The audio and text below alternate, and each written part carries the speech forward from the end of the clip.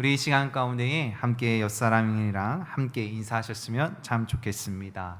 이렇게 인사해 볼까요? 하나님께서 당신을 부르셨습니다. 시작.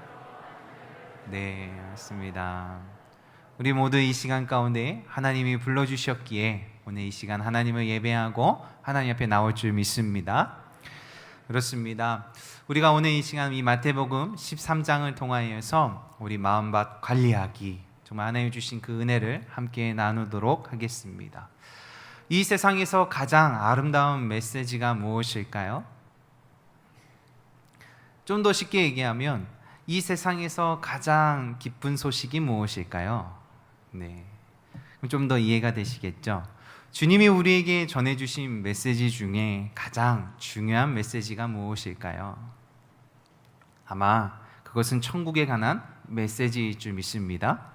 천국의 메시지만큼 그 어떠한 메시지가 우리의 마음을 기쁘게 하고 소망을 가지게 하는 메시지는 없을 줄 압니다. 오늘 이 마태복음을 통하여서 우리가 지금 강해를 쭉 따라가고 있어요. 우리 28장 가운데에 오늘은 13장입니다.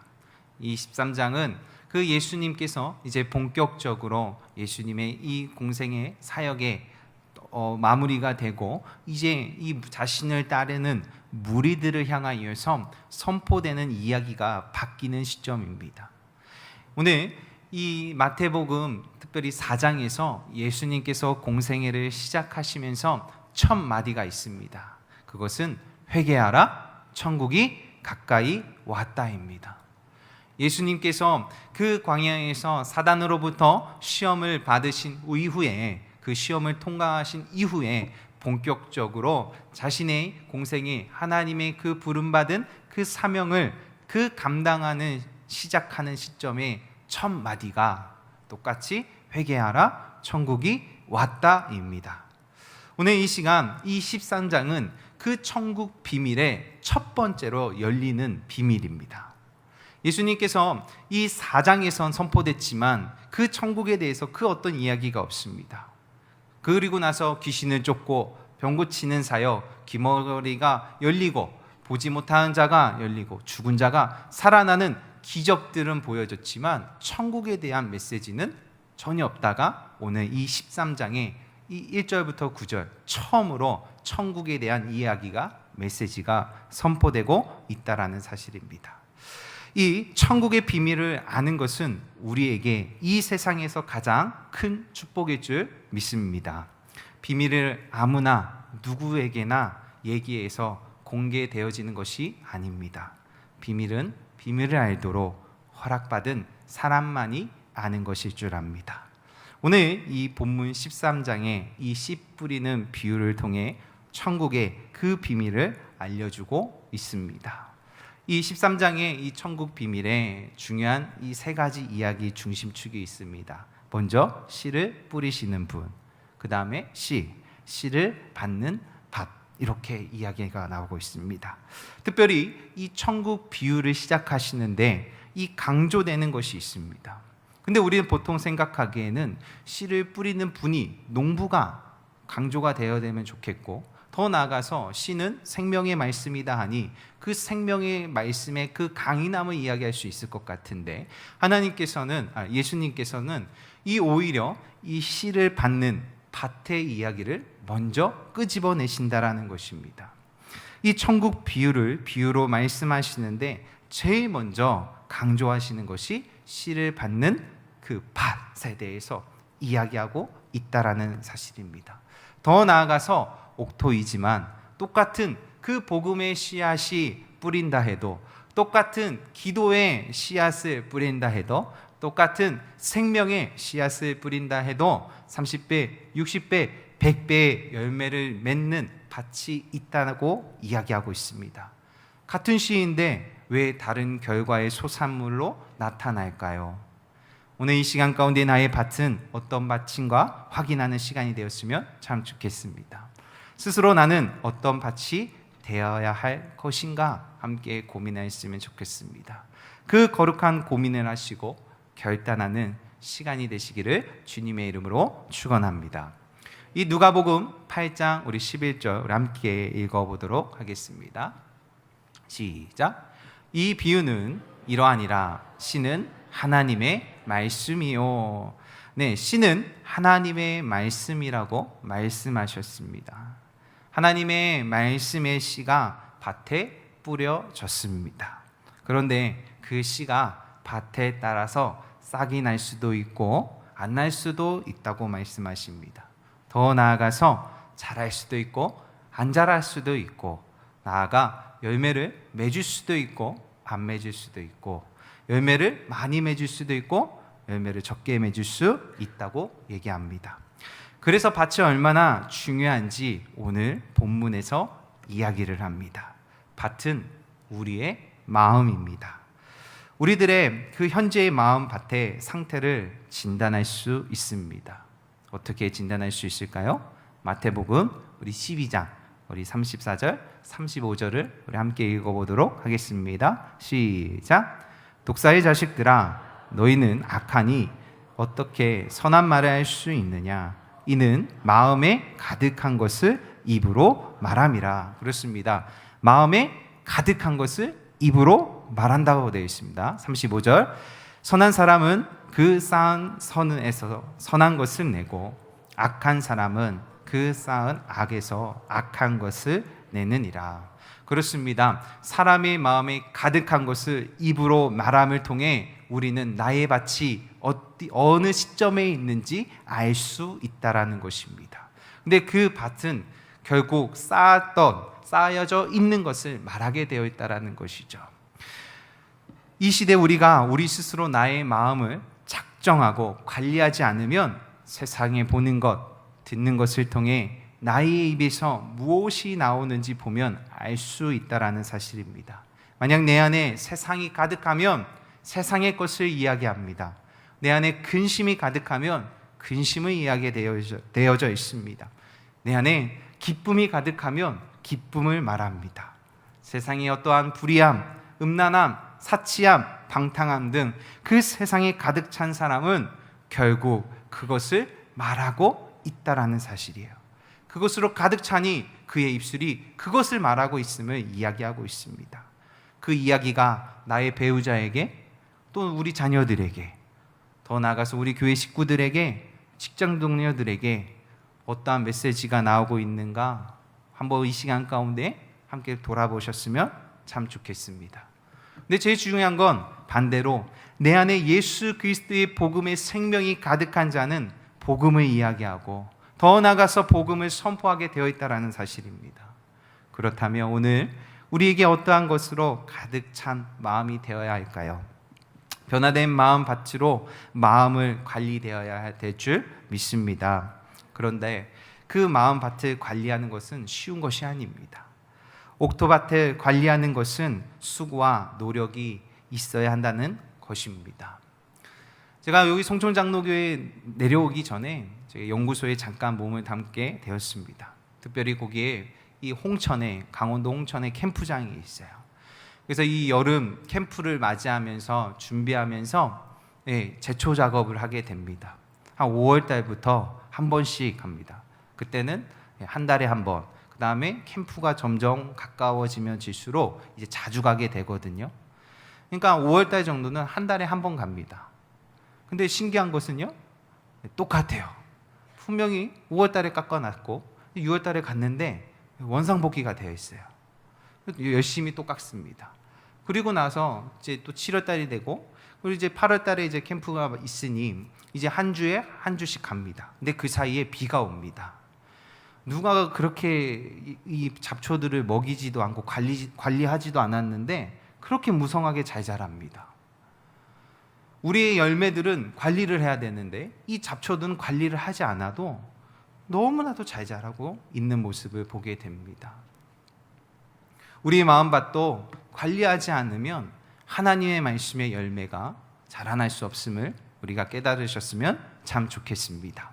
그로 인하여서 이 마태복음 13장 우리 13절부터 15절을 우리 좀 큰 목소리로 함께 읽어보도록 하겠습니다. 시작. 그러므로 내가 그들에게 비유로 말하는 것은 그들이 보아도 보지 못하며 들어도 듣지 못하며 깨닫지 못하니라. 이사야의 예언이 그들에게 이루어졌으니 일러스되 너희가 듣기는 들어도 깨닫지 못할 것이요 보기는 보아도 알지 못하니라. 이 백성들의 마음이 완악해 져서 그 귀는 듣기에 둔하고 눈을 감았으니 이는 눈으로 보고 귀로 듣고 마음으로 깨달아 돌이켜 내게 고침을 받았을까 두려워함이라 하였느니라. 우리가 분명히 13절부터 15절 세 절을 읽었는데 세 절마다 계속 반복적으로 나오는 문장이 있죠. 뭐죠? 보고도 보지 못하고 들어도 듣지 못하고 깨닫지 못한다라는 것을 이 13, 14, 15절에서 계속 반복적으로 얘기하고 있다라는 것입니다. 비유로 말하는 것은 그들은 보아도 보지 못하고 들어도 듣지 못하고 깨닫지 못한다라고 되어 있습니다.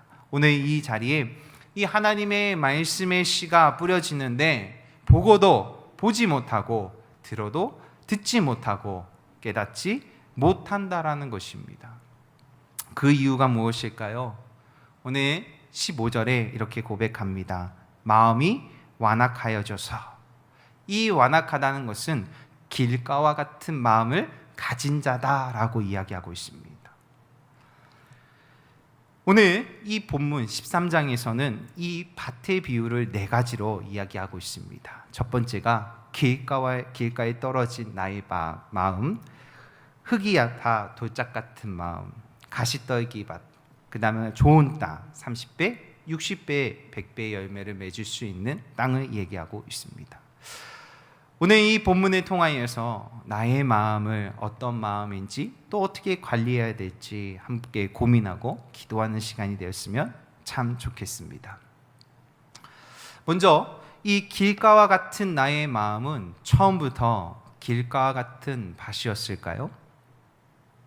네, 정답은 아닙니다. 다 처음에는 옥토였습니다. 그런데 그 옥토에 많은 사람이 다니고 소나 말이 다니고 지금으로 말하면 자동차도 다니고 마치 옥토에 길을 만드는 것처럼 반복적이고 지속적인 결과입니다. 그것이 어느 순간 돌처럼 딱딱해진 길이 되어졌다라는 것입니다. 무엇이 이 옥토밭을 길가의 밭으로 만들었을까요? 무엇이 옥토 같은 나의 마음을 이 단단한 마음으로 변화시켰을까요? 그것은 세월이 지나면서 세상 것들을 듣고 보고 배우는 가운데에 이 여러 가지 삶의 경험이 쌓이면서 또 죄를 지면서 가끔 선한 일도 하면서 나름대로 그 삶의 가치관, 그 세계관이 형성이 되어집니다. 그렇게 그 길가의 많은 마음처럼 마음이 어느 순간 낮아지고 굳어지게 되어 있다는 것입니다. 그렇더니 생각이 굳어지고 행동이 굳어지고 단단해지고 견고한 마음이 되어져 있다는 것입니다. 그래서 그런 마음밭에는 그 다른 것들을 받아들이기 힘들다라고 얘기하고 있어요. 그래서 얼마나 고집들이 강하고 그 마음이 얼마나 강팍한지, 그래서 그들의 메시지, 그들의 입에서 나온 것을 잘 들어보면 알 수 있습니다. 그들이 많이 사용하는 단어들이 있습니다. 나의 의견이 옳음을, 나의 방법이 옳음을, 나의 경험이 최고임을, 결국 내가 최고임을 이야기하고 있습니다. 그 자신의 경험을 통해 그 받을 것과 받지 않을 것을 택하기 시작합니다. 마치 자신이 기준이 되어서 그 또 자신의 중심이 되어서 선과 악을 판단하게 됩니다. 그렇기 때문에 길가와 같은 마음을 가지게 됩니다. 하나님께서 그래서 우리에게 깨어 있으라, 그렇지 않으면 길가와 같은 마음을 가지게 될 것이다 라고 이야기하고 있습니다. 요즘 나이와 상관없이 젊은이 사이에서 유행하는 말이 있습니다. 그 말은 젊은 꼰대예요. 과거에는 조금만 전에는 이 젊은 친구들이 나이 많으신 분들을 바라보면서 꼰대라고 그랬어요. 라떼라는 말도 쓰지 말라 그랬어요. 근데 이제는 같은 동년배들끼리도 조금만 생각이 다르고 조금만 올드하고 조금만 부딪히기 시작하면은 동일한 젊은 꼰대라고 이제 서로 이야기하는 시대입니다. 이 젊은 꼰대라는 이 단어의 의미는 누구와도 소통을 받아들이지 않는 사람을 이야기한다라는 것입니다. 그런 자들에게, 그 마음이 길가와 같은 자들에게는 말씀이 들어올 수가 없습니다. 자신이 기준이 되어 말씀도 판단하고 그 선택적 취함을 가지게 되는 것이죠. 그런데 신기한 것은 오늘 이 자리에 함께 모여 하나님 앞에 예배 시간에 찬송도 하고 예배도 드립니다. 또 기도도 합니다. 그런데 이 말씀이 자신 마음밭에 안 들어옵니다. 마음밭에 심겨지지 않습니다. 이 말씀 시간에 그 말씀이 다른 소리처럼 들리기 시작하고 다른 언어의 소리처럼 들리기 시작하고 뜻도 모르겠고 전혀 못 알아듣는 언어처럼 이야기처럼 들리기 시작합니다. 이 길가의 밭을 가진 자들의 모습에는 어떻게 보면 말씀에 대한 관심이 하나도 없습니다. 근데 오늘 이 시간에 말씀이 아니라 우리가 가장 관심이 있는 돈을 벌기 위한 세미나, 500만 원으로 10억을 벌었어요. 갑자기 막 눈이 열리신 분이 있어요. 벌써 귀가 열리셨죠? 뭐지? 저 방법이 뭘까? 또 어떤 분들은 건강을 위한 세미나, 어떤 분들은 자녀 교육을, 또 어떤 분들에게는 미용, 스포츠 등 자신의 관심사의 시간에 세미나가 열린다 하면 갑자기 귀가 열리고 눈이 열리고 정신이 말똥말똥 집중이 되고 관심이 쓰여진다라는 것입니다. 그것이 지금 나의 마음밭의 상태이고 가득 찬 관심일 줄 압니다. 길가와 같은 마음을 가진 자들은 말씀에 대한 관심이 무관심입니다. 우리가 특별히 이 여름 마태복음을 통하여서 여름방학을 지나가고 있습니다. 우리 송촌장로교의 이 여름방학이라는 단어가 아마 작년부터 이제 이렇게 주어진 줄 압니다. 근데 방학은 있었죠. 근데 방학에 숙제가 있었습니까? 없었습니다. 근데 저희 어느 순간 이 방학에 방학 숙제가 생겼어요. 말씀을 쓰게 하고 말씀 퀴즈를 풀게 하고 말씀 앞에 나아가도록 어떻게 보면 이제 구조가 시스템이 바뀌게 되어 있습니다. 근데 이 신앙생활 하면서 이 말씀 앞에 길가와 같은 자의 모습으로 나가는 성도님들이 상당히 많습니다. 이 말씀 앞에 무반응하시고 무응답하시고 무관심, 이 산무에 빠지게 됩니다. 우리가 이 시간 가운데 길가와 같은 밭이 되지 않으려고 하면 오늘 이 말씀 앞에 서 있을 때에 오늘 이 산무의 자세와 태도로 나가시면 안 될 줄 믿습니다. 말씀 앞에 무반응하지 마시고 무응답하지 마시고 무관심하시지 않으시기를 주님의 이름으로 축원합니다. 우리 마태복음 우리 13장 15절입니다. 다시 한번 읽도록 하겠습니다. 시작.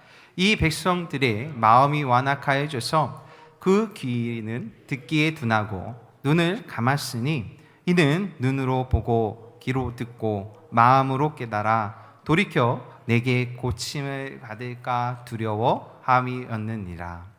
그렇습니다. 오늘 이 시간 가운데 길가와 같은 나의 밭이 하나님께서 옥토로 변화시킬 수 있도록 관리해 주실 수 있는 하나님께서 주신 도구가 있습니다. 그 첫 번째가 이 천국 메시지일 줄 믿습니다. 이 내가 천국 메시지를 듣고 관심을 가질 때에 그것이 이 나의 마음밭을 기경할 수 있는 출발일 줄 믿습니다. 이 천국 메시지를 듣고 이 구원을 얻을 수 있는 그 믿음의 방법을 찾기 시작하고 내가 그 관심이 시작되면 구원에 이르는 그 믿음을 쫓기 시작합니다. 근데 오늘 이 성경이 말하기를 그 믿음은 들음에서 시작이다라고 이야기하고 있습니다. 로마서 10장 17절입니다. 시작. 그러므로 믿음은 들음에서 나며 들음은 그리스도의 말씀으로 말미암았느니라. 믿음의 그 시작, 그 천국을 향한 출발은 들음에 있다는 사실입니다. 하나님의 말씀을 듣기 위한 마음밭을 기경이 필요하다는 것일 줄 압니다. 오늘 이 한 선지자를 통하여서 그 호소력을 좀 함께 전달하면 참 좋을 것 같습니다. 호세아 우리 10장 우리 12절입니다. 너희가 자기를 위하여 공의를 심고 인애를 거두라. 너희 묵은 땅을 기경하라. 지금이 곧 여호와를 찾을 때니 마침내 여호와께서 오사 공의를 비처럼 너희에게 내리시니라. 이 호세아 선지자에게 하나님께서 말씀하십니다. 호세아야, 너는 음란한 여자와 결혼하고 음란한 자식을 낳아라 라고 말씀하십니다. 우리 귀한 성도님들, 하나님이 이 명령을 주신다는 것이 이해가 되십니까? 하나님은 선하시고 하나님은 자비하시고 국률하신 하나님이 어떻게 하나님의 자녀에게 너는 가서 음란한 여자랑 결혼을 하고 음란한 자식을 낳으라고 말씀하십니다. 그 이유가 뭘까요? 깨달으라고, 나의 사랑을 깨달으라고 말씀하셨습니다. 이 하나님의 백성들, 이 하나님의 자녀들이 비록 하나님께 충실하지 못했지만 여전히 그 백성을 향한 그 크신 하나님의 그 사랑을 보여주시기를 원하셨던 것입니다. 그로 인하여서 이 호세아 선지자가 이 백성들을 향하여서 이렇게 고백합니다. 묵은 채를 청산하고 신앙의 새 출발을 할 것을 호소합니다. 그것이 이 묵은 땅을 기경하라 라고 촉구하는 거예요. 너의 그 마음밭에 그 단단했던 그 길과 같은 그 밭을, 그 묵은 땅을 옥토로 바꿔라. 호세아 10장 우리 13절입니다. 우리 함께 읽도록 하겠습니다. 너희는 악을 바꿔라. 죄를 거두고 거짓 열매를 먹었나니. 그렇습니다. 어느 순간 나의 이 마음밭에 이 거짓의 열매를 먹음을 통하여서 이 밭이 강팍해지고 악으로 가득 찼다는 것이죠. 그래서 이 호세아 선지자가 그 악을, 밭을 갈아엎어서 죄를 걷어들이래요.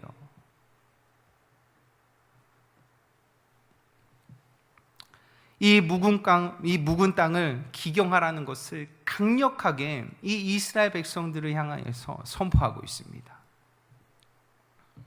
우리가 이 길과 같은 밭이 하나님의 말씀의 씨앗이 뿌려지는데 그것이 왜 심겨지지 않아요?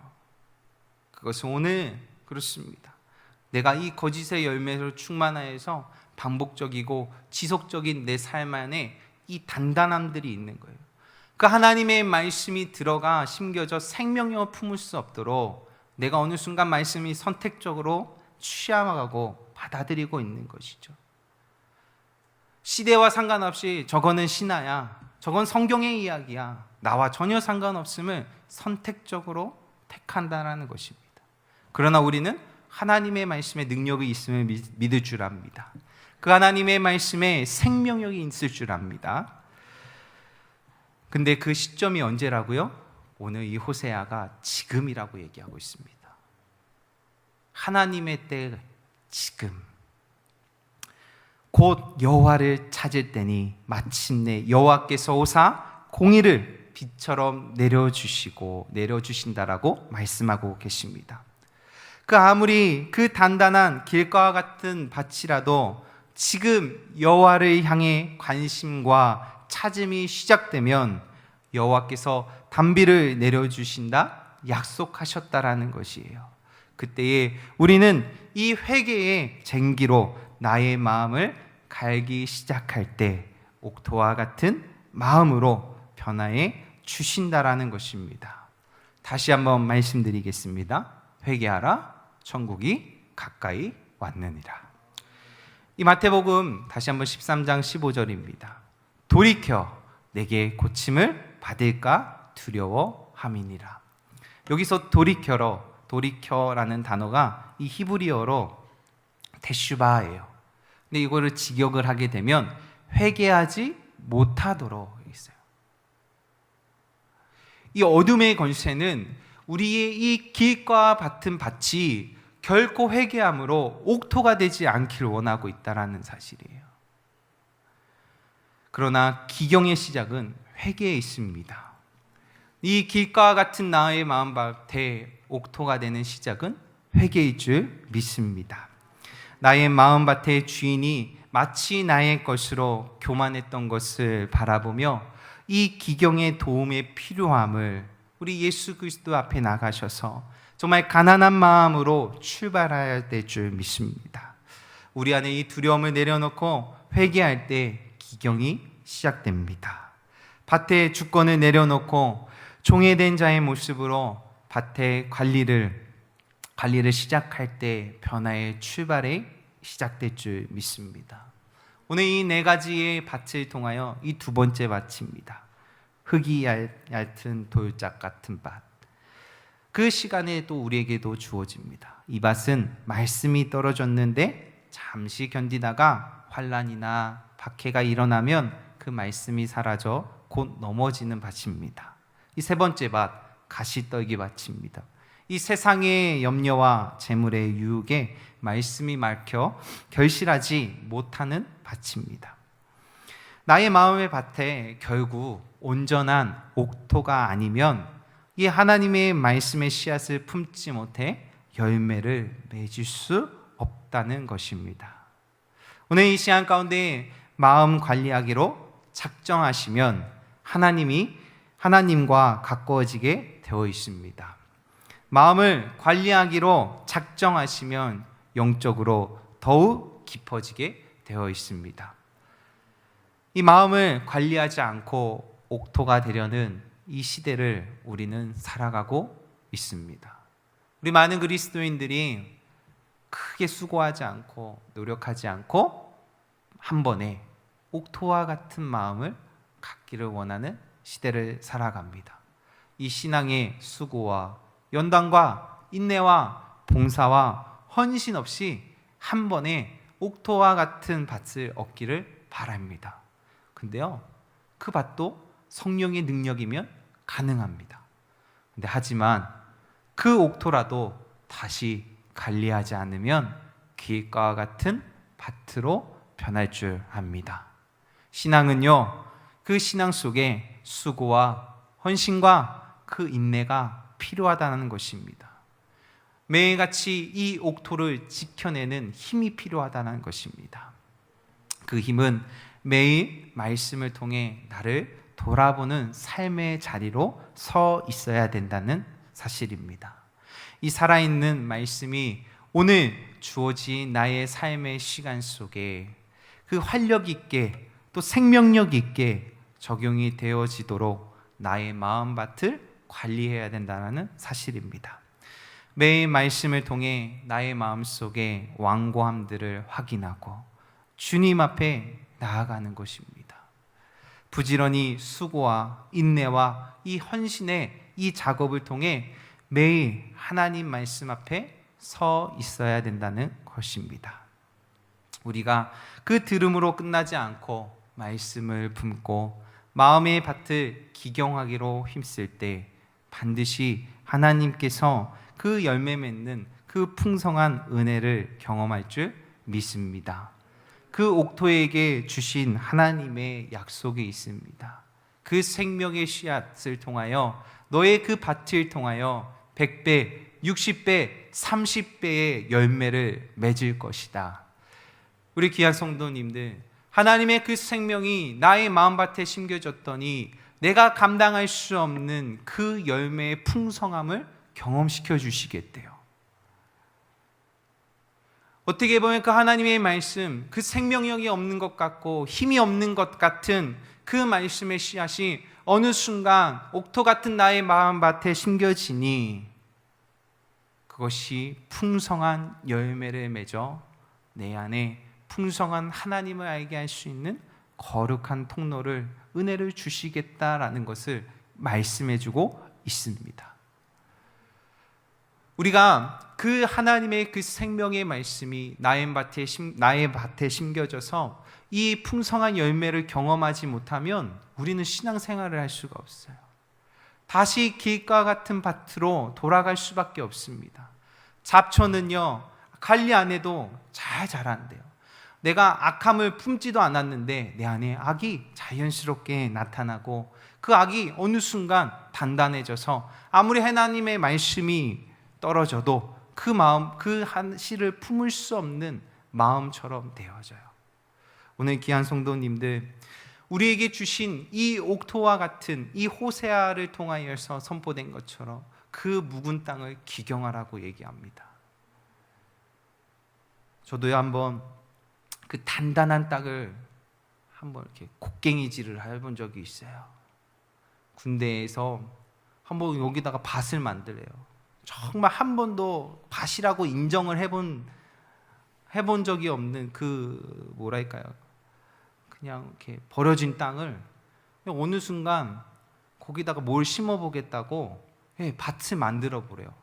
그랬더니 삽을 주고 곡괭이를 주는 게 호미를 주는 게 아니라 곡괭이를 주더라고요. 아시겠죠? 그 단단함이 얼마나 대단한지 곡괭이로 깨기 시작합니다. 곡괭이로 깼더니요 흙이 아니라 돌덩어리예요. 밭인데 돌덩어리로 이렇게 떡떡 떨어져 나가더라고요. 그리고 나서 그거를 막 으깨요. 막 으깹니다. 그러면서 곱게 다시 만들어놔요. 그 부들부들하게 만들더라고요. 근데 저희가 저부터 그렇고 군대에 있는 친구들이 군대 오기 전에 농사를 지는 친구들이 얼마나 있겠습니까? 그러니까 또 이렇게 얍삽빠르게 머리를 써서 얇게 하는 거예요. 얇게 곡괭이가 들어갈 수 있는 것만큼만. 근데 문제가 있죠. 그 밭을 명령하신 우리 사당장님이 딱 오시더니 더 깊이 파. 죽겠습니다. 그 얇은 것도 그 정도인데 더 밑에 파라니까 더 단단하더라고요. 길과 같은 밭이요, 내가 옥토 같은 밭이 되겠다고 결단하셨다고 해서 그것이 쉽게 기경이 되지 않습니다. 눈물로 부지런히 인내와 헌신과 수고가 필요하다는 사실이에요. 우리 귀한 성도님들, 정말 이 하나님의 이 생명의 말씀이 나의 밭을 통하여 풍성한 열매를 맺는 거룩한 삶이 되기를 결단하셨다면 지금 매우 힘들겠지만 그 나의 이 묵은 땅, 그것을 기경하는 데 힘쓰시기를 주님의 이름으로 축원합니다. 아멘. 우리 이 시간 가운데 우리 함께 말씀 앞에서 찬송 후에 좀 우리 말씀을 생각하며 한번 결단하는 시간을 가졌으면 참 좋겠습니다.